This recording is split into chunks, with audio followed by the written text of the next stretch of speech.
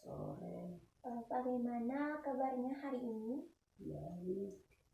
Baiklah Bu, di sini saya akan melakukan pengkajian dan pemeriksaan fisik sebelumnya.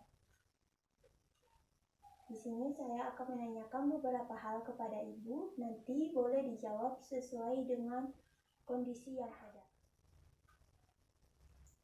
Baiklah, sesuai dengan pengkajian dan pemeriksaan yang telah saya lakukan, saya mendapatkan data Ibu, nama Ibu Nyonya N, umur 30 tahun, suku Jawa, agama Kristen, pendidikan sarjana, pekerjaan ibu rumah tangga, alamat Jalan Mawar Indah, dan status perkawinan yang pertama. Kemudian identitas suami, nama Tuan M, umur 33 tahun, suku Jawa, agama Kristen, pendidikan sarjana, pekerjaan karyawan swasta, dan alamat Jalan Mawar Indah. Dan saya telah melakukan pemeriksaan fisik kepada Ibu.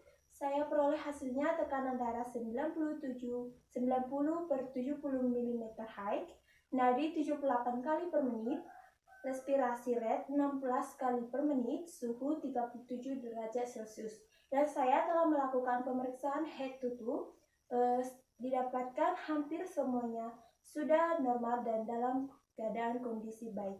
Adapun keluhan Ibu tadi adalah takut dan tidak tahu untuk merawat luka perineum. Nah, untuk itu di sini saya akan memberikan pendidikan kesehatan untuk mengatasi keluhan Ibu dengan cara memberikan pendidikan kesehatan bagaimana cara merawat dan membersihkan luka perineum. Apakah nanti saya membutuhkan waktu Ibu kurang lebih 10 menit sampai 20 menit. Apakah Ibu bersedia? Bersedia. Baik, terima kasih Ibu. Baiklah Ibu, materi yang saya berikan akan membahas beberapa topik. Yang pertama, definisi perawatan luka perineum itu sendiri, kemudian tujuan perawatan luka perineum, kemudian kriteria penilaian penyembuhan luka perineum, dan cara merawat luka perineum, dan bagaimana dampak perawatan perineum yang tidak benar.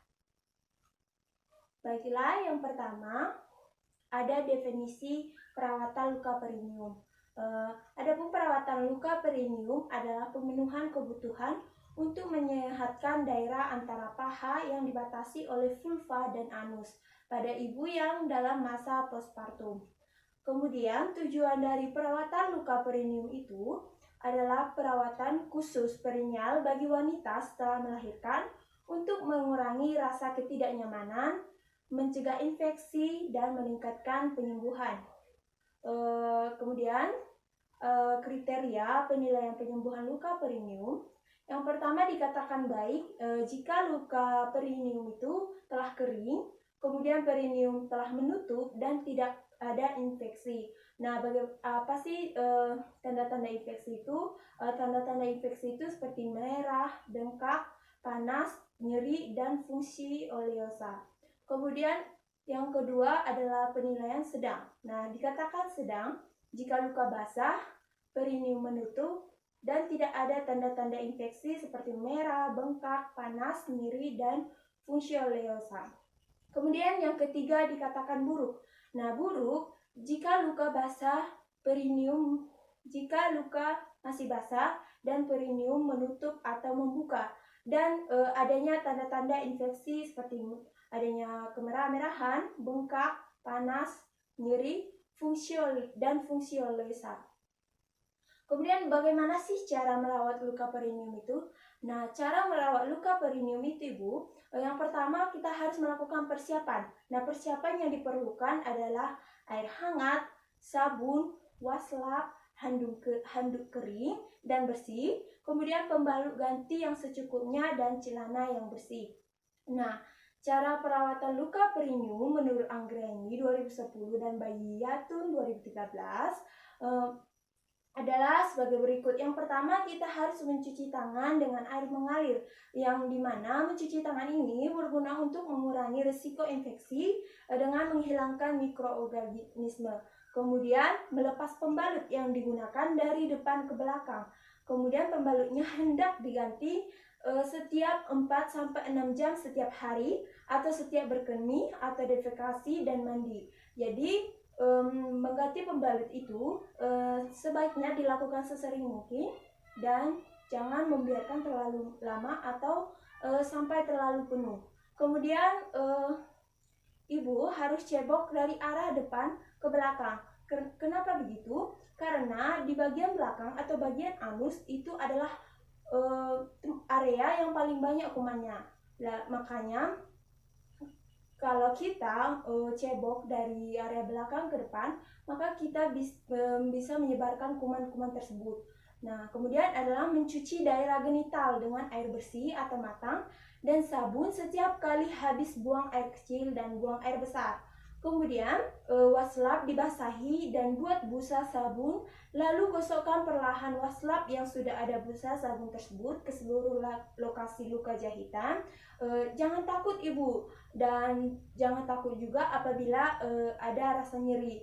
Nah, bila tidak dibersihkan dengan benar, maka darah kotor yang akan menempel pada luka jahitan akan menjadi tempat kuman, dan kuman tersebut akan berkembang biak.